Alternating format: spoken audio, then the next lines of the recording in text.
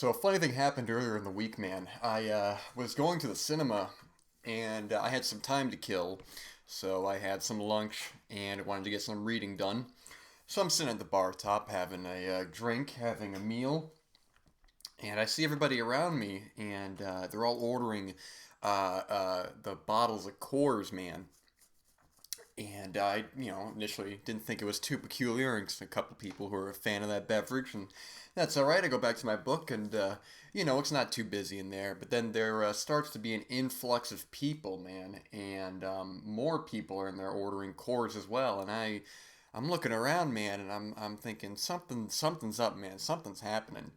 So and then I remember that around that time, in about 30 minutes or so, maybe less, the cinema that I was going to was showing Smokey and the Bandit, the classic film Smokey and the Bandit. And if you have any of you have seen that film, you know that the premise of the film is that Burt Reynolds' character, the Bandit, has to transport illegally about 400 cases of Coors beer to a different state. I forgot which exactly the distance he has to go, but basically has to illegally transport it over state lines. And so everyone around me was ordering Coors, and I had no intention of, going to see the film. But when I finished my beverage, the bartender came over, and I said, "All right, I'll get me a Coors as well, man."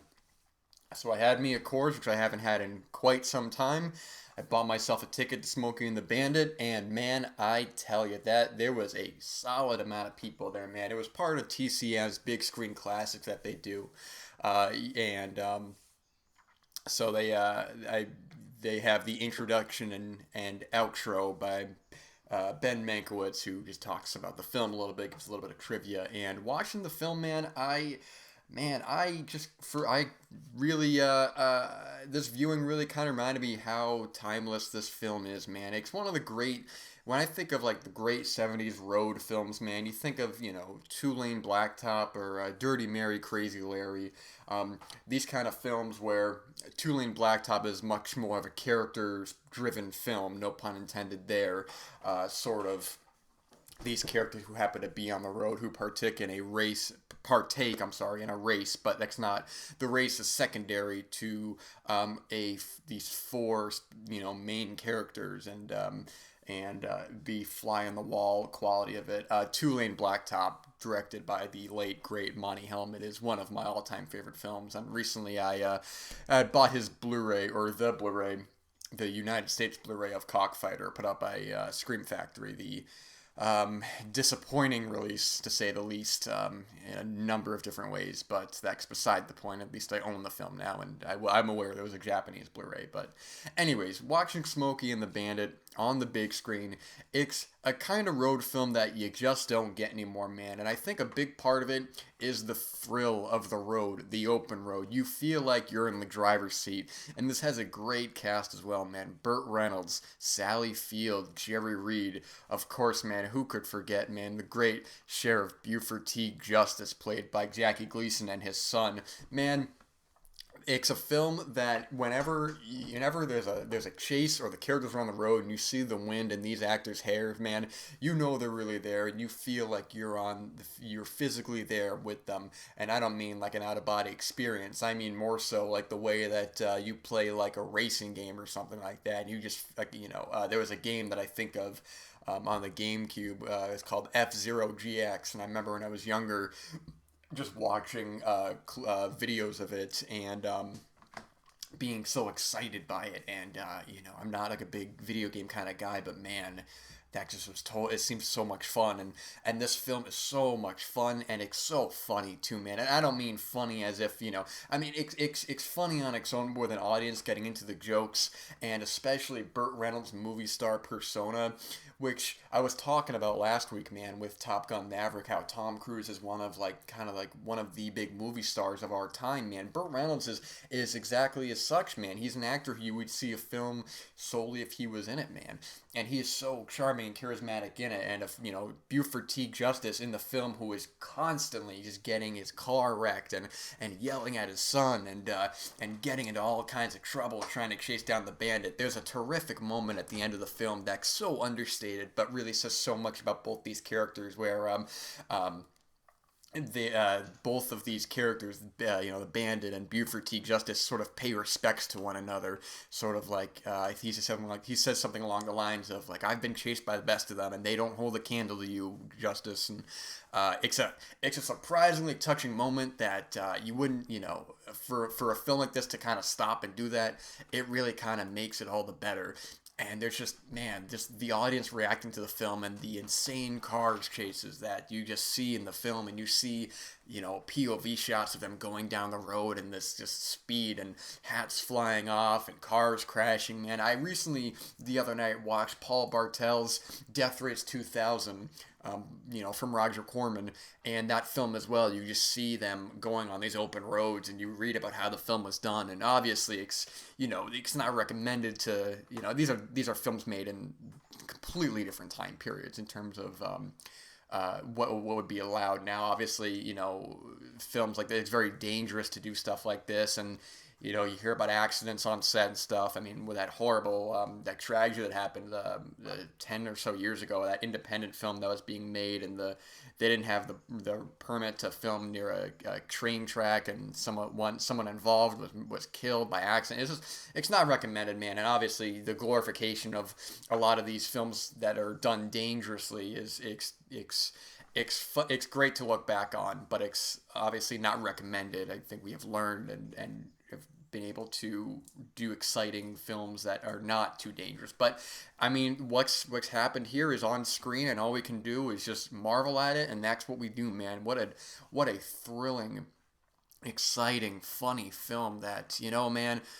It I haven't seen any of the sequels to this, and truthfully, I don't really have a whole lot of interest, because where the film leaves off, kind of, it opens it up to a sequel, which I believe has the cast returning, and maybe it's good. I don't know, but I just think that as a isolated story here of just a chase across with a truck full of beer, it's just a incredibly exciting and fun film that, whenever there's a scene that you're not in the car, you definitely feel it. You feel the film slow down for some funnier moments. And when I say slow down, I don't mean in a negative way. I mean slow down in terms of to have some smaller moments here and there. Like there's a romantic scene between Bandit and Carrie, who another played by Sally Field, who is also great in the film, and how she gets into the picture is totally wild. I mean, she's the reason why Justice is going after them, man, and the whole film is just so. I'm sorry, I forgot to even say Mike Henry is in the film as well. He plays Junior, and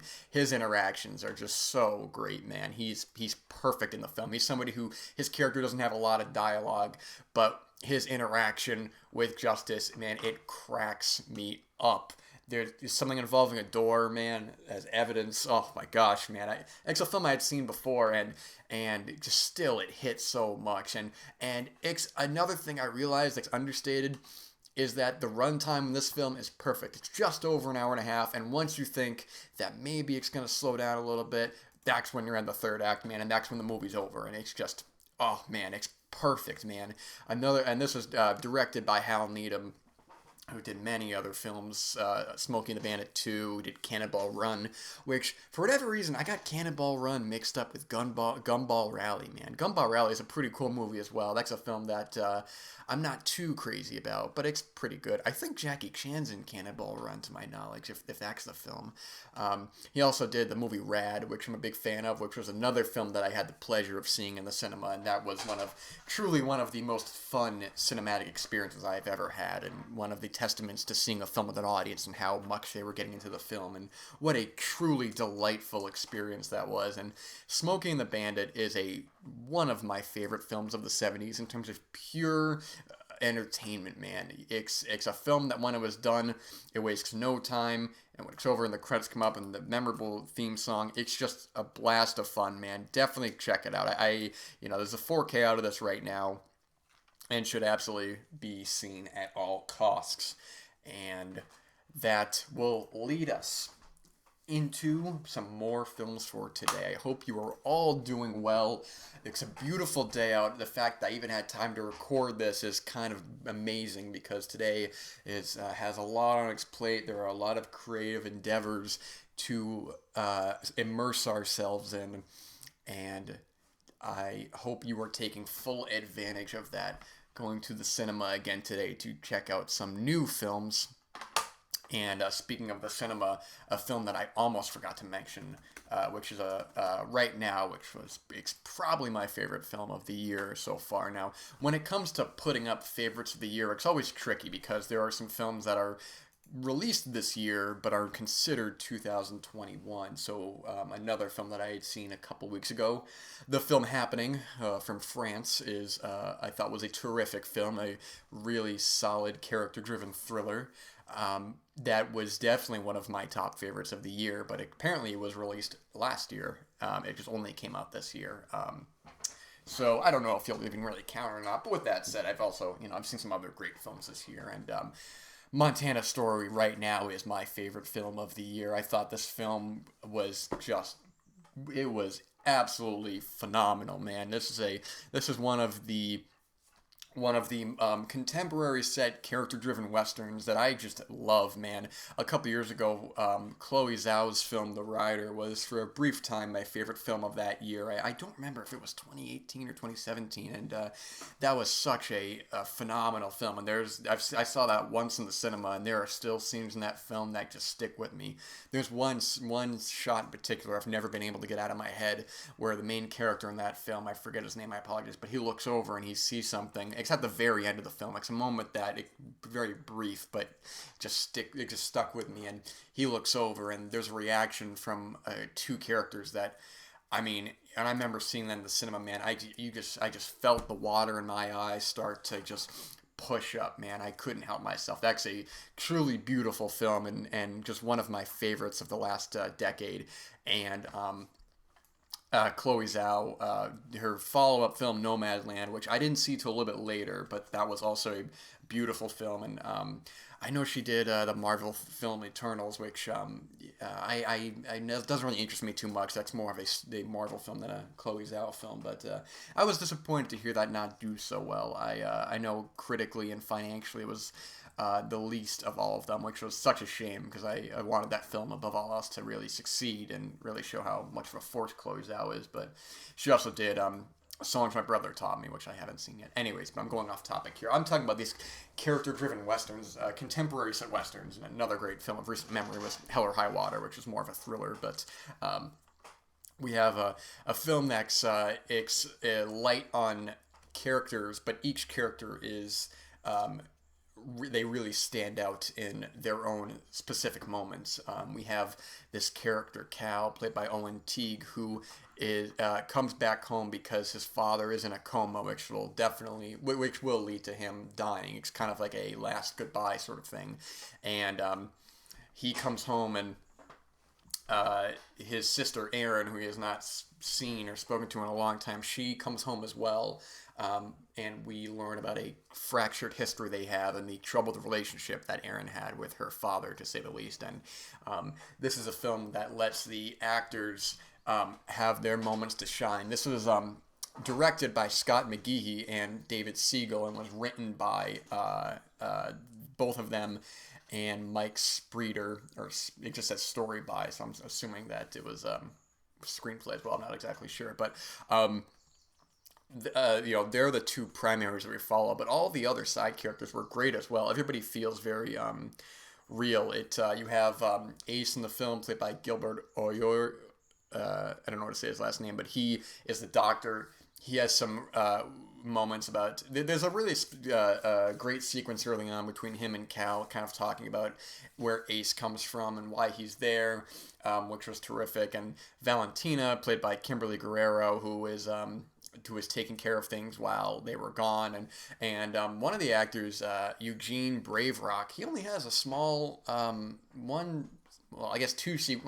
he he comes in the film at a couple different points, but he's one of these actors, man. When he's on screen, he is instantly charismatic. He's such a likable guy and such a likable character that it's sort of like, man, this guy could be a leading man. He's just so charming in the brief time that he has, and he's just so likable and interesting, and he feels very real. A lot of this film feels like it feels scripted in terms of the monologues, but there are just some small moments here and there that feel kind of fly on the wall observing these characters. And where it goes from the third act is a very emotional place, and characters have monologues in the film that are well acted but are not hokey. I mean, they are very dramatic and powerful, but they never fall into the melodrama as it easily could be. Aaron is a very interesting character where the script is very smart, because early on we see that Aaron is kind of very distant and a bit of she's a bit easily annoyed or upset. I don't know what the term would be, and the movie makes the right choice we learn, to let us know what happened with her early on. So when we see the scenes that follow it, that she has the same sort of attitude. And I don't mean attitude in a negative way, just sort of how she goes about. We understand her more, and it's understandable where she comes from and the history that she has, and Cal's history with her, feelings of regret and remorse that he has. And as it goes along, man, it's we I guess more so into the third act is really where there's one long sequence in the house between Aaron, Cal, and Ace, and the way it unfolds is beautiful, and the conclusion of the film, especially where the film ends, I just thought was it's something of you probably could, halfway through you could probably see that was probably the inevitable conclusion, but it's still very beautiful and powerful in the final kind of swoop that the camera does, which I also have to mention the cinematography on this film, who I'm not sure who did the cinematography, but it's beautiful, man. It's a lot of just beautiful open greeneries that doesn't make a point to show off. It just shows the location and how isolated a lot of these people are from each other and how far they are. Beautiful desert lands in Montana, and when the film was over, it has one beautiful tracking shot that goes up, and it was just the perfect way to end the film. Right now, in terms of emotional value, this is the one that I got the most out of this year. There's been other films this year that I thought were terrific as well. I mean, Happening isn't too far behind this. That was another film that I just thought was a different kind of film. That's more powerful in a different way. But both films as well. When they get to that third act and they reach that point, it just kind of leaves you stunned, man. This was one that I was kind of surprised to read some kind of mostly positive, but a couple of so-so things about it. And I guess it's all about what you get out of the film, man. If you don't, because this is a character-driven film, if you don't get a lot of emotion out of it, then it's probably not going to be a lot there for you. And, that's okay. But for whatever reason, I just really got into the plight of these characters and where the film ends up, I just thought was so powerful, man. This was one that I almost considered going to see again at the cinema, which is something that I don't normally do anymore, is go see films twice in the cinema unless it's a specific situation. But there are some great films coming out this year that I can't wait for. So whether or not this is my favorite of the year remains to be seen, but I'm going to be surprised if this doesn't at least make the top 5, top 10, because I just am still thinking about this film, man, and I just completely loved it. So if this happened to be playing near you, this is one that to make a point that you're going to emotionally get a lot out of, I believe. Speaking of films coming out this year, man, we have I forgot what the hell it was actually called. It's called Monroe, or it's called Marilyn. The Marilyn Monroe film. It's a one word. It's one of the two names for the film, and that film, it'll be directed by Andrew Dominic, who is one of my favorite filmmakers working right now. And actually, along with that, Martin McDonagh has a new film as well coming out this year. Martin McDonagh is just I think is a brilliant writer director. Did the Great in Bruges, which is just one of my favorite films. Period. Which I know it's always kind of odd to say like recent films are favorites, but the way I see it are films that I go back to and I still get something out of, and that really kind of hit a certain place that I can't put into words. I find to be favorites, man. I don't. I like to give some time with films, but a film like In Bruges, which was 2007 as well. Oh yeah, 2007. Or no, maybe that was 2008. I apologize. I think it was 2008. But so about what is that? 14 years now. Yeah, but then he also did Seven Psychopaths, which was great, and Three Billboards Outside Ebbing, Missouri, which was great. So he's 3 for 3 for me, and he's got a new film out this year with Colin Farrell. But my point before is that Andrew Dominik has a new film, and Andrew Dominik did the fantastic Chopper with Eric Bana from 2000, which was a phenomenal film, which is one of the best of the century in my opinion. And he did Killing Them Softly with Brad Pitt, which was a film that, man, I remember when that came out and people were not crazy about that, so I didn't see it for a little while. I just thought about holding off because I hadn't seen Chopper at that point. And when I saw that film, man, I was like, what the hell are you people talking about? I truly, in terms of reaction wise, of just my reaction to the film to the general reaction, which shouldn't be factored in too much, you know, it isn't, but the fact of that case is that at the time that was influencing how soon I saw the film, and I didn't see that film till later, and I've seen that film twice now, and what a phenomenal film, man. That is one of the best crime films of recent memory. I can't believe that even has the reviews that it has, and I don't know if it's because of how I've read some things, people saying it was like anti-Obama or something. I'm like, man, if you think the film's anti-Obama, you just completely missed what the film was about. Brad Pitt's speech at the end of that film is a monologue that sums up the entire film and his character, man, right there. And that final line of the film, man, has always stuck with me. I can't believe some of the reactions that film got. That is such a phenomenal film, man. But maybe I'll talk about that another time. But the film of his that I hadn't seen, which I actually just finished up this morning, was The Assassination of Jesse James by the coward Robert Ford. Now, I remember when this film came out, and it was one that in 2007, we got a lot of not just good films, but great films that have stood the test of time. Films like No Country for Old Men, There Will Be Blood, Zodiac, films that people still talk about as contemporary classics. And this was one that I heard grouped in, but I always heard that it was less than those, and not as many people have seen it. And I always wonder if it's because of the runtime. People talked about it being almost 3 hours, but then I think, well, There Will Be Blood, and from what I think There Will Be Blood was 2.5 hours, but like Zodiac was almost 3 hours, man, and that film is brilliant, man. That's probably might be my favorite crime film of the 21st century so far. I really don't know, but yeah, I hadn't seen this film until now, and wow, man, I mean, it's not as good as those, but you shouldn't compare it to those because this film is such a strong character film, man. I don't really get into the plot too much. You guys basically just follow a great back and forth between Jesse James and Robert Ford from Brad Pitt and Casey Affleck, and the different lifestyles, the different ideologies that these characters have, and how it comes to a bad crack, where we have the evolution of Robert Ford is so interesting because early on in the film is a character who, and I know these are real people, I'm just saying in terms of context characters, but he's a character who is always had has had an interest in Jesse James and his whole streak of robberies and stuff, and a lesser script would have made that film of just a character who is obsessed and then eventually leads to his downfall.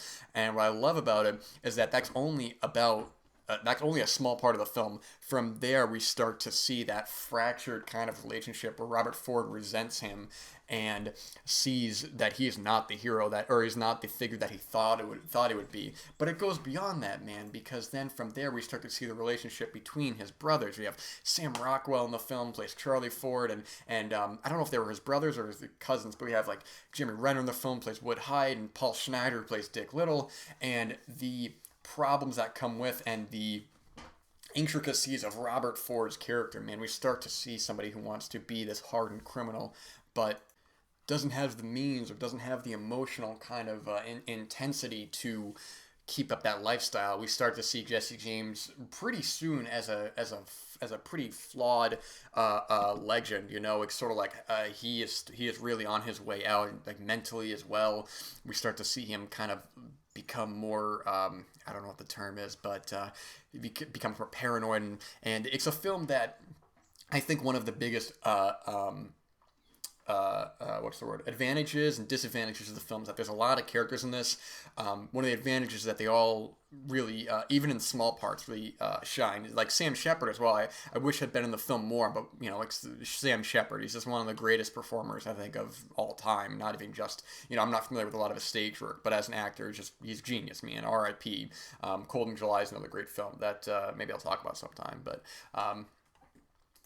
he's great in but listen to this cast, man. I can just listen. It's got Brad Pitt, Mary Louise Parker, Casey Affleck, Sam Rockwell, Jimmy Renner, Sam Shepard, Paul Schneider, Allison Elliott, Tim Aldridge, Pat Healy, Joel Duncan, Michael Rogers, Nick Cave, Zooey Deschanel. I mean, just the amount of people in this film is, and they all give great performances too. Like even Zooey Deschanel, I mentioned, doesn't come in until at least the last 30 minutes or so. If that, and her relationship to Robert Ford is so interesting and tender, and there, I mean, I think with the film, when I say the disadvantage there is that at times the character relationships are a little tricky because they're referencing the characters, and there are times where I think I did just forget who is who, which is maybe more of a personal thing. But like there were a couple times where I forgot that Paul Schneider was Dick Little, who becomes what he becomes in the second half becomes so intricate to the main part of the story. But where the film really shines are the moments between Robert Ford and Jesse James. One of my favorite sequences, maybe my favorite sequence in the film, is a great sequence at dinner where Jesse James comes to their house, and you have Robert Ford there, you have Charlie Ford, you have a bunch of them, and the way that they all just kind of pick at Robert and how Robert reacts. It's not cliche, it's not melodramatic, and it's not hokey. And what I think was probably one of my maybe my favorite part of the film overall, besides all the great character sequences between Pitt and Affleck, is the third act of the film after Jesse James is assassinated. The life that Robert Ford has of somebody who wants to be this legend, but the negative consequences that come with it. These people who kind of idolize Jesse James, who is a robber and a murderer, and Robert Ford is looked at as sort of like getting in the way of that, which feeds into just the overall kind of when people idolize these people like Jesse James. I mean, how many people you see who idolize pieces of garbage like Charles Manson or Ted Bundy? It's like people who wear T-shirts of them because they think these people are cool, and it's sickening, man. It's truly like there's something off, man, if you think you should be idolizing these people, which Robert Ford, who wants to be that, realizes that's not, he's not the legend, man. These people aren't who they are, and that the consequences that come of that. And even in the assassination sequence, there's just one great moment where I don't want to give away what happens in the sequence in terms of the details, but there's just a reflection, man, that says it all and really kind of just says all about that character to that point. It's just perfect, man. I wish I had more time to talk about this because I have a couple minutes left, but because last week I totally just ran out of time to the last second, so I'm trying to be more time conscious of what we have. But this was just one of the films that I just hadn't seen until now, and I'm kind of crazy that I waited until this long. It's a film that I think will get better on another viewing because taking this all on the first time and is it can be a lot to take in at times in terms of characters, but for a film being almost 3 hours, man, it really doesn't feel like that at all, man. It flies by at a pretty brisk pace in terms of, and it doesn't really slow down too much. There's always something happening. There's always great character monologues, and Casey Affleck in this film especially. I mean, Brad Pitt is great, don't get me wrong, he's just a terrific actor, but Casey Affleck, man, oh man, just the facial tics that he has, and seeing a lot of times where he's such an emotional character. I think he's just brilliant, man. I think he's just one of the best actors of this generation, and his performance, and also maybe one of my favorite films, I don't know, I want to watch it for a third time, is Manchester by the Sea, which I think is just a brilliant film, and his performance is so memorable and just heartbreaking, and that's a film that I saw that in the cinema and I liked it, but then rewatching it maybe a couple years ago, it just really man, it was just like a gut punch, man. I think that's a truly brilliant film, and his performance is incredible in it, and yeah, Casey Affleck, man, is just one of the best actors of this generation, man.